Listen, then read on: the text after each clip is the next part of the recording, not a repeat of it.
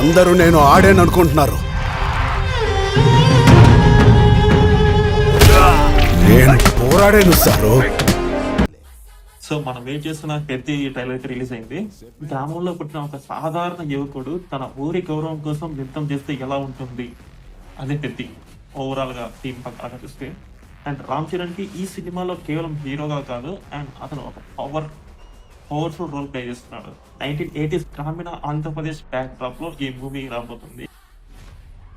ఈ సినిమాలో రామ్ చరణ్ లుక్స్ చూస్తే పూర్తిగా ఒక విలేజ్ బాయ్ లా కనిపిస్తున్నాడు.